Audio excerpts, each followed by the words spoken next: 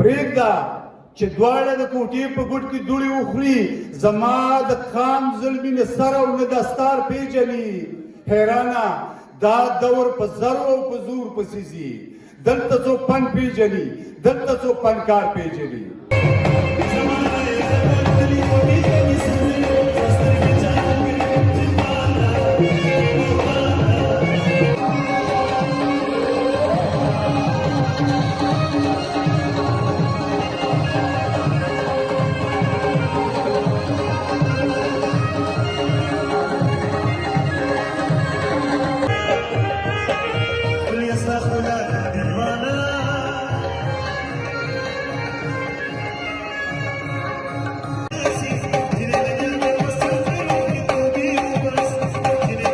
میرا نام میاں محمد عرفان ہے. میرا تعلق ضلع باجوڑ سے ہے اور پشاور یونیورسٹی سے BS انٹرنیشنل ریلیشن کا ڈگری مکمل کیا.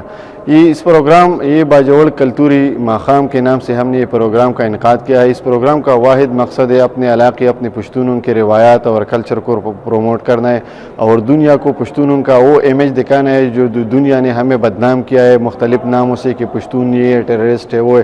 لیکن پشتونوں کا اصل نام اور اصل کام جو ہے وہ بہت ڈفرینٹ ہے ان چیزوں سے. ہمارا کام بہت ہمارا امیج بہت سافٹ ہے. دنیا کو یہ امن کا پیغام دینا چاہتے ہیں.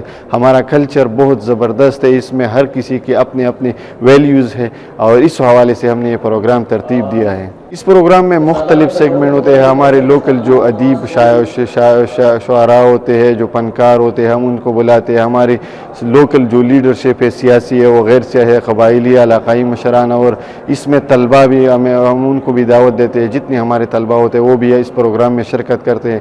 اس پروگرام کا واحد مقصد یہ ہوتا ہے کہ ہم پشتونوں کی اپنی کلچر کو پروموٹ کریں. ہمارا کلچر بہت زیادہ لوگوں نے مسخ کیا ہے وہ برباد کیا ہے. وہ ہمارا جو کلچر ہے وہ کسی کو پتہ بھی نہیں چلتا کہ پشتونوں کا کلچر کیا ہے. لیکن ہمارا کلچر بہت زبردست ہے. ہم اس وجہ سے دنیا کو بتانا چاہتے ہیں. جیسے یورپ اور امریکہ نے اپنا کلچر یہاں متعارف کروایا. ہمارے لوگ ان کے پینٹ شرٹ پہنتے ان کے مختلف کلچر اپناتے.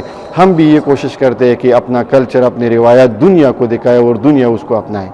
میرا نام میاں عبد الرحمان ہے. سب ڈویژنل ایجوکیشن آفیسر خار باجوڑ. یہ کلچر نائٹ ہے باجوڑ کا.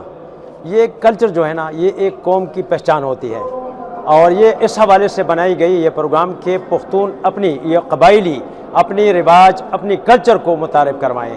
اس لیے باجوڑ کے اسٹوڈنٹس نے یہ پروگرام بنایا ہے تاکہ لوگ اپنی کلچر سے خبر ہو جائے. اس میں مختلف علاقوں سے عمائدین آتے ہیں مختلف بزرگ آتے ہیں شاعر آتے ہیں وہ اپنے کلام پیش کرتے ہیں اور کلچر کے حوالے سے وہ تاریخ کے حوالے سے بات کرتے ہیں. تو اس سے لوگ اور اسٹوڈنٹ واقف ہوتے ہیں کہ ہمارے آباء و اجداد کی کیا روایات تھے کیا رسم تھے انہوں نے کیسے زندگی گزاری. اور یہ کلچر جو ہے نا یہ سینہ بسینہ لوگوں کو منتقل ہوتی جاتی ہے. تو اس لیے اس کی اہمیت بہت زیادہ ہوتی ہے کیونکہ یہ اکثر کتابوں میں نہیں ملتی. یہ ایسے پریکٹیکل پروگرام میں ہم اپنے نوجوانوں کو منتقل کر دیتے ہیں.